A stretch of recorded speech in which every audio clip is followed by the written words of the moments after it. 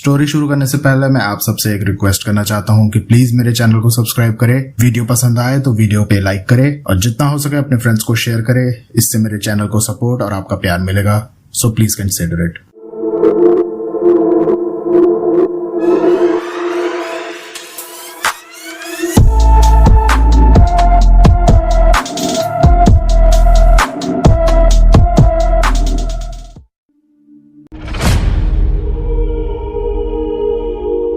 Hello everyone, खमागणियन, welcome to the world of story. फिर से मैं आप लोगों के सामने एक और नया रियल सुपरनैचुरल एक्सपीरियंस लेकर। क्या आपने कभी सोचा है कि एक सिद्ध तांत्रिक अपने जीवन में जाने कितनी आत्माओं को कंट्रोल करता है और जाने कितनी तरह की सिद्धियां उसने प्राप्त की हुई होती हैं, लेकिन जब उस तांत्रिक की मौत हो जाती है तो सारी आत्माएं कहां जाती है? आपने सोचा है क्या होता है जब उन शक्तियों को बिना सोचे समझे छेड़ा जाता है? एक परिवार की एक छोटी सी गलती जो उन्होंने की और उसकी सजा पूरे परिवार को भुगतनी पड़ी। ये कोई कहानी नहीं, ये एक सच्ची आंखों देखी घटना है जो हमारे साथ शेयर की है दिवू ने।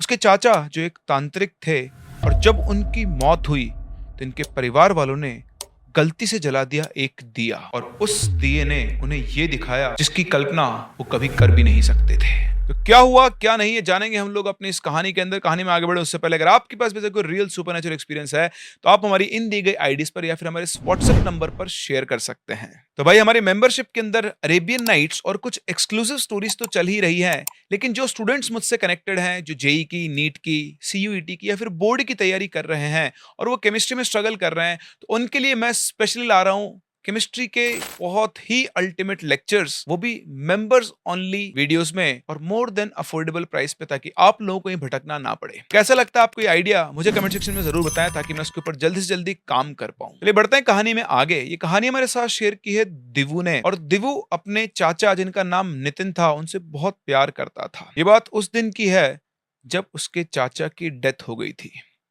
बात है असम की, अक्टूबर का महीना था। हवा के अंदर हल्की हल्की ठंडक और बारिश की कुछ बूंदें थी। सूरज ढल रहा था, मौसम शांत था लेकिन बहुत ही अजीब बिहेव कर रहा था। घर के अंदर रोना पीटना और कोहराम मचा हुआ था और सभी लोग नितिन चाचा को याद कर रहे थे। दिवू भी उस वक्त वहीं पर था। नितिन जी के शरीर को एक सफेद चादर से ढक दिया गया था, लेकिन बाहर से आने वाली ठंडी ठंडी हवा जैसे बार बार उस कपड़े को उड़ा रही थी कि वो चाहती नहीं थी कि उस देह को, उस लाश को उस कपड़े से ढका जाए। उस टाइम दिवू 11वीं क्लास में था और वो ये सब पहली बार देख रहा था। दिवू के चाचा नितिन एक प्रचंड तांत्रिक थे, माँ काली और माँ तारा के भक्त थे। उन्हें दुनिया से कोई लेना देना नहीं था और वो अपनी साधना में लगे रहते थे। हाँ, जब किसी पर कोई विपत्ति या ऊपरी शक्ति का साया होता तो उसकी मदद वो जरूर किया करते थे। वो अपने परिवार से भी ज्यादा अटैचमेंट नहीं रखते थे। घर पर रहकर भी वो साधुओं की तरह जीवन जिया करते थे, लेकिन उनका दिवू से एक अलग ही स्नेह था। बहुत प्रेम करते थे वो उससे हमेशा अच्छी बातें करते, उसे पढ़ाई करने के लिए समझाते। दिवू को अच्छे से पता था कि उसके चाचा क्या करते हैं। उसने कई बार अपने चाचा से भूत प्रेत इन सब चीजों के बारे में जानने की कोशिश की, लेकिन जब भी वो उनसे सवाल पूछता तो वो हंसकर टाल देते और कहते कि शमशान खुद समझा देगा। एक्चुअली वो काल भैरव और माँ काली को शमशान बोला करते थे। जी हाँ, उनके शब्दों से आपको पता लग रहा है वो कई बार शमशान में जाकर भी साधना किया करते थे और इसी वजह से जो इनके घर वाले और रिश्तेदार थे वो उनसे अपने आप ही डिस्टेंस बनाकर रखते थे। अगर आपके आसपास भी आपके परिवार में कोई ऐसा इंसान है जो तांत्रिक क्रिया करता है तो घर वाले उससे अपने आप ही डिस्टेंस बनाकर रखते हैं, क्योंकि सबको उनसे डर लगता है। लेकिन उनके देहांत से आज सबसे ज्यादा दुख दिवू को हो रहा था। उसके आंसू जो थे आंखों से वो रुकने का नाम नहीं ले रहे थे। जैसे मैंने आपको बताया, क्योंकि वो तांत्रिक क्रियाएं करते थे तो घर वालों का भी उनसे ज्यादा अटैचमेंट नहीं था और बहुत जल्दी जल्दी वो उनके क्रियाक्रम की तैयारी कर रहे थे। उनकी मौत जब हुई तब तक शाम हो गई थी और अंधेरा हो गया था। जैसा कि आप जानते हैं कि शाम के बाद अंतिम संस्कार नहीं किया जाता है। तो उनकी देह को रात भर घर पर ही रखा गया और सुबह जल्दी-जल्दी सबने उनके क्रियाक्रम की और अंतिम संस्कार की तैयारी की। तो सुबह 4 बजे के आसपास ही घर में हलचल हो गई थी और सुबह 5 बजे के आसपास घर वालों ने उनके कमरे से उनका सामान निकालना शुरू किया ताकि उसे भी वो शमशान घाट में ले जा पाएँ। जब वो सब लोग ये सामान निकाल रहे थे तो उन सामानों के अंदर उनकी कई किताबें, कई कैलेंडर, कई तिथियाँ और कुछ ऐसे पेजेस मिले, आप ये मान सकते हो, जो कि तंत्र विद्या के अंदर प्रयोग होते थे। दिवु यहाँ अपने चाचा से इतना अटैच था कि पूरी रात उनकी लाश के पास वो सोया था। अब यहाँ पर इसके जो चाचा थे जिनकी मौत हो गई थी, नितिन, उनकी एक आदत थी। वो रात को सोने से पहले अपने घर में एक दिया जलाया करते थे और ये उनका रोज का नियम था। ये दिया वो करीबन रात के 12 बजे अपने घर के मुख्य दरवाजे पर जलाते थे और उसके बाद कुछ बड़बड़ाते हुए ऑब्वियसली कुछ ना कुछ वो मंत्र पढ़ते थे और वो मंत्र पढ़ते हुए वो अपने घर के अंदर आकर अपने कमरे में सो जाते थे। और वो कहते हैं ना कि जरूरत से ज्यादा दिमाग कहीं पर भी नहीं लगाना चाहिए, और ये कहावत बिल्कुल सही है, क्योंकि यहाँ पर दिवु के घर वालों ने भी कुछ ऐसा ही किया। जब वो सामान बाहर निकाल रहे थे तो उनको वो दिया मिला। अब यहाँ मैं आपको बताऊं कि वो दिया कोई नॉर्मल दिया नहीं था जो आप दिवाली पर, है ना, बत्ती लगाकर तेल डालकर या घी डालकर जला देते हैं। वो एक अलग तरह का दिया था। वो किसी हड्डी से बना हुआ दिया था और उस दिए में जो वो बत्ती लगाते थे, वो शमशान में जब लाश के ऊपर जो कपड़ा चढ़ता है उससे उसकी बत्ती बना करती थी। ये सारी बातें इन लोगों को पंडित जी ने बताई जो बाद में इस कहानी के अंदर आने वाले हैं। लेकिन ये दिया कोई नॉर्मल दिया नहीं था। अगेन मैं आपको बता दूं, वो शायद किसी की खोपड़ी या किसी की हड्डी, किसी पार्ट से बना हुआ दिया था जिसके चाचा स्पेसिफिकली किसी काम के लिए यूज करते थे। वो काम क्या था, वो विद्या क्या थी, घर में किसी को नहीं पता था। लेकिन यहाँ पर आप समझ सकते हैं, जब घर में किसी की मौत होती है और घर से उसका सामान निकल रहा होता है तो घर वाले उसके लिए अलग अलग डायरेक्शन से अलग अलग निर्देश देते हैं कि भाई इसका ये कर लो, इसका ये कर लो। अब ऐसे ही इनके घर में इनकी ताई थी जो अपने आप को पता नहीं कौन सा विद्वान समझती थी, और जब वो दिया बाहर आया तो उन्होंने कहा कि नितिन जी इस दिए को रोजाना जलाया करते थे, ये उनका नियम था। शायद इस दिए से उन्हें बहुत प्रेम था, तो जैसे रोजाना वो दिया जलाया जाता था, आज भी ये दिया जलाया जाए। उनका कहना था कि ऐसा करने से नितिन जी की आत्मा को शांति मिलेगी। अब ऐसे टाइम पर लोग जो है ना वो अपना ही लॉजिक बनाना शुरू करते हैं।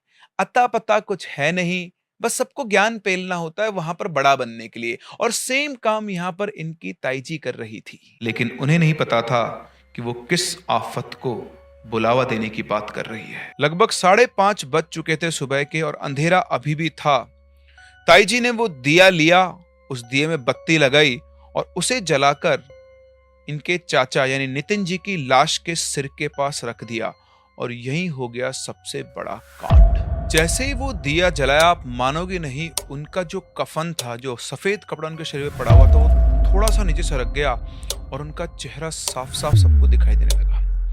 सब लोगों ने इस चीज को नजरअंदाज किया कि हवा की वजह से ऐसा हो गया होगा।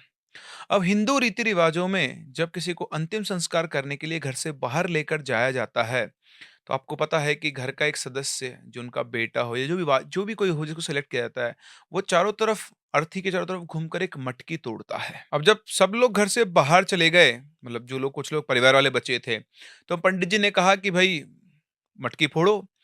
तो जो इंसान चिता को धुआं देता है वो ही उस मटकी को वहां फोड़ता है। तो उसके कंधे पर मटकी रखी गई, उस मटकी को चारों तरफ एक बार घुमाया गया और उसका जैसे उसने कंधे से मटकी को फोड़ा, छोड़ा नीचे, तो मटकी टूटी ही नहीं। अब आप खुद इमेजिन करो, पानी से भरी हुई मिट्टी की मटकी जिसको आपने अपने कंधे से यूं छोड़ दिया, लेकिन वो मटकी फूटी ही नहीं। सबके सब लोग आश्चर्यचकित रह गए कि ये क्या हुआ। पंडित जी भी एक बार तो सकपका गए। फिर उन्होंने कहा कि भाई दूसरी मटकी लाओ। फिर दूसरी मटकी लाई गई, वो मटकी फूट गई। जब वो मटकी फूट गई तो सब लोगों को इतने थोड़ी चैन की सांस ली कि चलो ठीक है, और फिर से उन्होंने इस चीज को नजरअंदाज किया और उनकी अर्थी को उठाकर सब लोग बाहर निकल पड़े।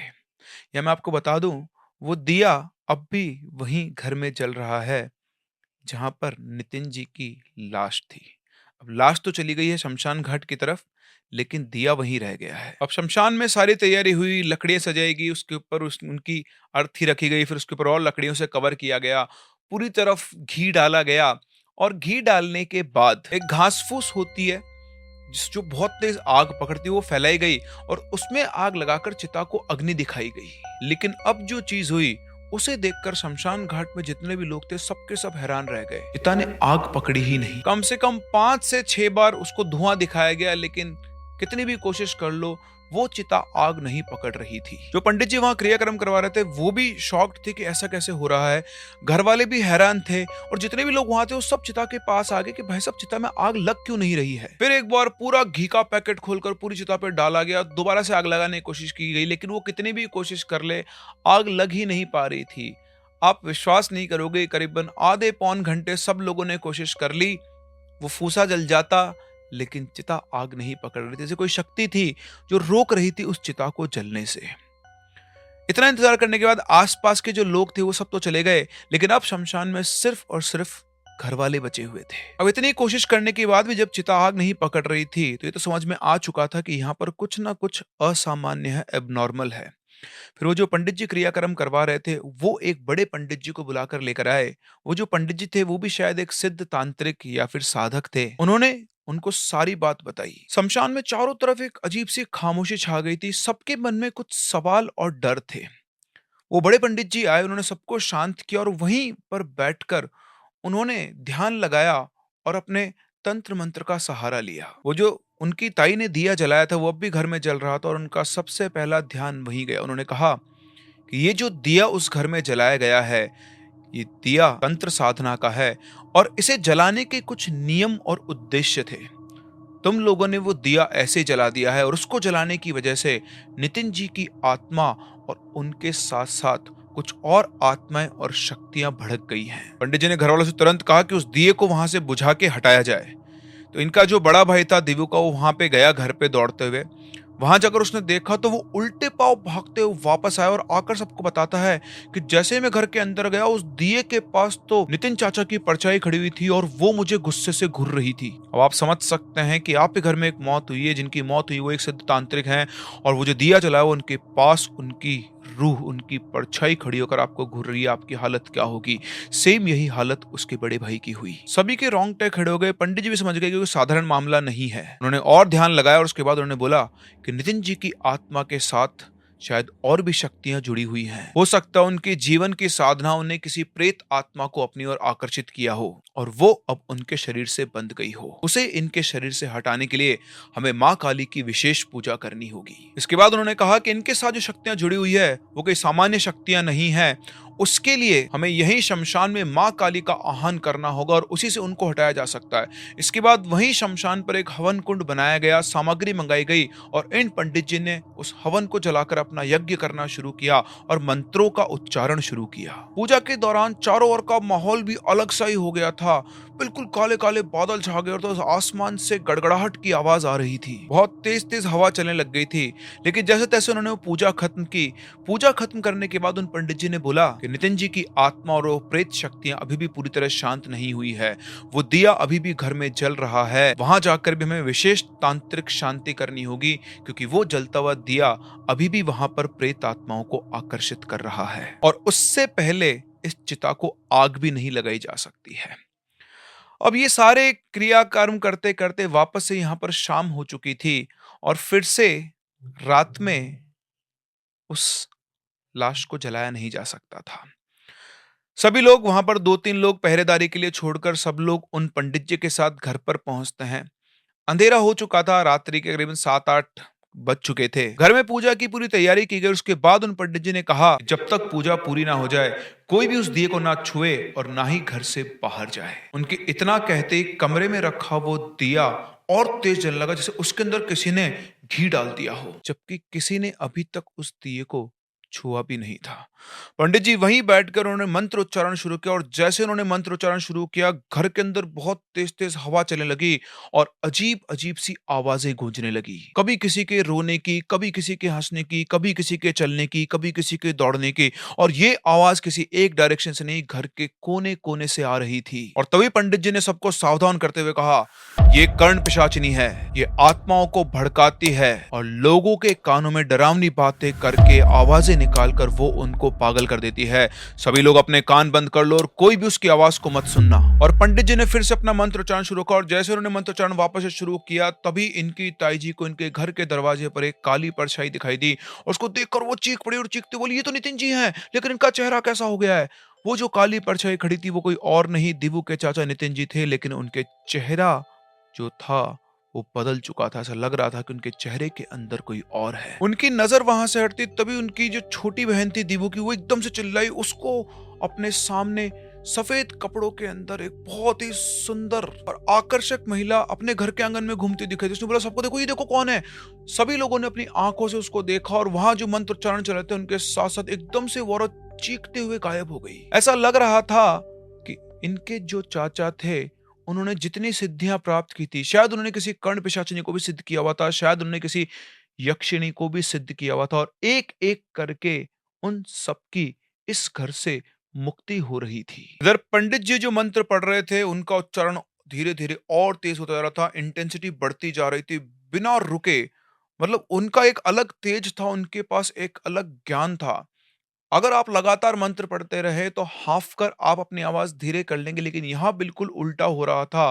धीरे धीरे वो अपने आवाज और अपने मंत्रों की इंटेंसिटी को बढ़ाए जा रहे थे, जैसे एक एक करके वो एक एक लेवल क्रॉस करते जा रहे हैं और अगली आत्मा के साथ वो फाइट कर रहे हैं। और इसके बाद पंडित जी ने अपनी तंत्र साधना और तेज की और जैसे उन्होंने साधना तेज की, घर की दीवार के ऊपर काले काले धब्बे बनने लगे और ये धब्बे बनकर इनकी आंखों के सामने एक राक्षस के चेहरे का आकार ले रहे थे। और तभी पंडित जी बंद आंखों में बोले, ये कलवा है, इसे भगाना आसान नहीं, इसे जलती चीजों का खौफ दिखाना पड़ेगा। इसके बाद उन्होंने कुछ लाल मिर्च और सरसों के बीज मिलाकर जलाया और उनको जलाने से जो धुआं निकला उस धुएं का उन्होंने इस्तेमाल किया और थोड़ी देर में वो जो कलवे की परछाइयां बन रही थी वो परछाइयां भी वहां से गायब हो गई, लेकिन पूरे घर के अंदर उस मिर्ची की घुटन और बदबू फैल गई। अब आप इमेजिन कर सकते हैं कि वहां पर जो लोग खड़े उनके लिए माहौल बिल्कुल भी नॉर्मल नहीं। इस डरावने माहौल को देखकर इनकी जो छोटी बहन थी और इनकी जो ताई जी थी वो फटाफट से घर से बाहर भाग गई। इनकी माँ और दादी भी पीछे पीछे भागने लगी। पंडित जी ने सबको बुलाने की कोशिश की, लेकिन सब इतना घबरा गए थे कि कोई भी अंदर नहीं आया। पूरा घर परिवार सहम गया था। दिवु ने भी ये सब पहली बार देखा था। घर के परिवार के जितने भी लोग आए हुए थे उनकी मृत्यु के ऊपर सब भाग रहे थे। इनके कुछ चाचा वगैरह तो ये मान लो कि सीधे निकल लिए बस पकड़ने के लिए कि तुम करते ना अंतिम संस्कार, इस घर में हमारा कुछ हो गया तो पता नहीं क्या होगा। वो जो दिया जल रहा था वो मान लो इस दुनिया और दूसरी दुनिया के बीच का एक दरवाजा बन गया था। एक के बाद एक आत्माएं, प्रेत आत्माएं आ रही थी, जा रही थी और सब लोगों को दिखाई दे रही थी। धीरे धीरे सब लोग घर से बाहर निकल गए और अब उस घर के अंदर सिर्फ दिवु, पंडित जी और वो दिया बचा था। दिया अभी भी जल रहा था और इस बार उसकी लौ नीले रंग की थी। उस दिए को देखकर पंडित जी ने कहा, ये दिया अब भी प्रेतों को खींच रहा है, इसे बुझाना जरूरी है। इसके बाद पंडित जी ने अपने पास से पानी लिया, उस दिए के ऊपर डाल दिया, लेकिन पानी से दिए पे कोई फर्क नहीं पड़ा। उन्होंने फिर 2 बार 3 बार पानी गिलास भर के उसके ऊपर डाला, लेकिन दिया बुझने का नाम नहीं ले रहा था। उसके बाद उन्होंने एक हाथ में चावल एक हाथ में सिंदूर लिया, दोनों को अपने हाथों में मिक्स करके कुछ पड़ा और उसको उस दिए के ऊपर डाला, तो बुझने की जगह वो दिया और तेज भड़क गया। ये सब देखकर पंडित जी ने कहा, ये एक तांत्रिक दिया है, इसे साधारण तरीके से बुझाना संभव नहीं है, इसे केवल मंत्रों और मां काली के नाम से ही शांत किया जा सकता है। इसके बाद पंडित जी ने अपने बैग में से एक त्रिशूल निकाला। उन्होंने त्रिशूल अपने सिर पे रखा और उसके बाद मां काली का आह्वान किया और आह्वान करने के बाद उन्होंने उस त्रिशूल को बस उस दिए से छुआया, सिर्फ टच कराया और टच कराते एकदम से उस दिए की लो बुझ गई और पूरे घर के अंदर शांति का माहौल हो गया। दिए के बुझने के बाद पंडित जी ने वापस से घर के अंदर पूरी रात विशेष पूजा की और ये सब कुछ करते करते सुबह हो गई थी। नितिन जी का शव अभी भी शमशान घाट में पड़ा हुआ था और उसकी पहरेदारी कर रहे थे कुछ गांव के ही 3-4 लोग, क्योंकि एक बार अगर शव घर से बाहर निकलकर शमशान चला गया तो वापस घर पे नहीं आता। पंडित जी ने पहले ही सबको समझा दिया था कि उसे चिता से उतारकर एक सुरक्षित जगह पर रख दिया जाए, अगले दिन इनका अंतिम संस्कार किया जाएगा। इधर यहाँ घर पे सब क्रिया करते करते सुबह के 6:30 बज गए थे। अपनी क्रियाविधि पूजा खत्म करने के बाद पंडित जी चले शमशान की ओर, उनके पीछे पीछे परिवार के और आसपास के लोग। और वहां पहुंचकर पंडित जी वहां बैठे, उन्होंने ध्यान लगाया और एक अंतिम मंत्र पढ़ा। और जैसे उन्होंने एक अंतिम मंत्र पढ़ा, एकदम से पूरे शमशान घाट में बहुत तेज आवाज हुई, जैसे एक साथ बहुत सारी आत्माएं चीख कर वहां से बाहर निकली हो। और इसी के साथ साथ नितिन जी की जो बॉडी थी वो एकदम से हिली। ये बॉडी हिलता देख के सब लोग घबरा गए कि 2 दिन से जो आदमी मरा हुआ पड़ा उसके शरीर में मूवमेंट कैसा हुआ। पंडित जी ने कहा डरो मत, ये अंतिम संकेत है कि सभी प्रेत आत्माएं हटाई जा रही है। इसके बाद पंडित जी वहां से उठे, उन्होंने एक लोहे की छड़ ली, उस छड़ी को उन्होंने आग में तपाया, आंख बंद की, उसके बाद उस छड़ी को नितिन जी के शरीर के ऊपर घुमाया और जैसे उन्होंने 7 बार उसे उनके शरीर के ऊपर घुमाया, छड़ी को रोकते ही नितिन जी के शरीर में से काली छाया बहुत तेज आवाज करते हुए निकली और शमशान के अंदर एकदम से कहीं गायब हो गई। इसके बाद नितिन जी ने बोला यह वो आखिरी प्रेत आत्मा थी जो नितिन जी के शरीर से चिपकी हुई थी। अब उनका मार्ग साफ हो गया है, अब उनके अंतिम संस्कार की तैयारी की जाए। और वही किया गया और इस बार एक बार धुआं दिखाते ही चिता ने आग पकड़ ली और जैसे चिता ने आग पकड़ी वहां पर खड़े सभी लोगों ने जय मां काली के नारे लगाए। अच्छे से उनका अंतिम संस्कार हुआ। इसके बाद सभी लोग और वो पंडित जी भी वापस से नितिन जी के घर आए। इसके बाद उन्होंने उनकी साधना के सभी यंत्रों किताबों को सभी को नदी में प्रवाहित करने का सुझाव दिया। उन्होंने कहा कि उनकी आत्मा को तो शांति मिल चुकी है, लेकिन उन्होंने जो साधना की थी और उनसे जुड़ी जितनी भी चीजें हैं, अगर वो घर में रही तो वो किसी ना किसी तरह की शक्तियों या फिर आत्माओं को इस घर की तरफ आकर्षित कर सकती है। इसलिए आप आज के आज ही इन सभी वस्तुओं को नदी में प्रवाहित कर दें। इसके बाद पंडित जी ने बताया कि नितिन जी के ऊपर मां काली की कृपा थी और इसी कारण वे प्रेत आत्मा उनके शरीर को छोड़कर भाग गई। वरना मैं आपको सत्य बताऊं, कल रात को एक बार तो मैं भी हार मान चुका था, क्योंकि 1-2 आत्मा अगर हो तो मैं संभाल लेता, लेकिन इतनी सारी थी। लेकिन उन्होंने कभी भी अपनी शक्तियों का उपयोग किसी गलत काम में नहीं किया, लोगों की भलाई में ही किया था। इसीलिए मां काली ने उनका निर्माण किया और उनकी आत्मा को अपने चरणों में जगह दी। अगले दिन पूरे घर में मां काली की विशेष पूजा रखी गई और धीरे धीरे घर में सब कुछ सामान्य हो गया। लेकिन यहाँ जो भी कुछ हुआ दिव्यू के लिए वो आज भी एज इट इज सीन्स की तरह चलता है। वो जिंदगी भर जो उसने इवेंट्स देखे उनको भूल नहीं सकता है। शायद आप लोगों को ये एक बनी बनाई कहानी लगे, आप लोगों को लगे ऐसी चीजें दिखाई थोड़ा ना देती है, लेकिन ये सब कुछ दिव्यू और उसके परिवार ने अपनी आंखों से एक्सपीरियंस किया है। और इस इंसिडेंट ने उनको ये सिखाया कि तंत्र मंत्र साधना की जो चीजें होती हैं, अगर आप उनके बारे में नहीं जानते हैं तो उनसे छेड़छाड़ नहीं करनी चाहिए, क्योंकि इनके अपने एक नियम होते हैं। आपने एक जरा सा नियम तोड़ा, आपकी जान पर बनकर आ सकती है। इनकी ताई जी ने अपना दिमाग लगाकर ये बोला कि भाई वो हर रोज यही काम किया करते थे, क्योंकि जनरली ऐसा होता है जब किसी की डेथ हो जाती है तो जो रोज काम किया करता था वो आखिरी बार किया जाता है कि उसकी आत्मा को शांति मिले। लेकिन वो एक नॉर्मल पर्सन के लिए होता है।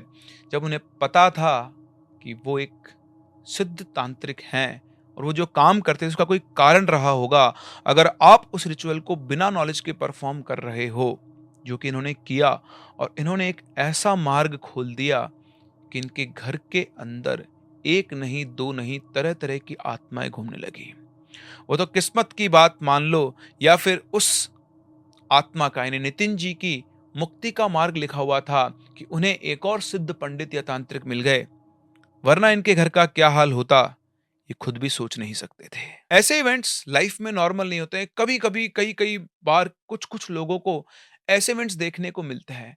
ऐसी एक और स्टोरी मुझे किसी ने बताई थी जहां पर एक लेडी के ऊपर कुछ ऐसा ही कुछ किया गया था और उसकी भी चिता को आग नहीं लग रही थी, वो प्रेग्नेंट थी।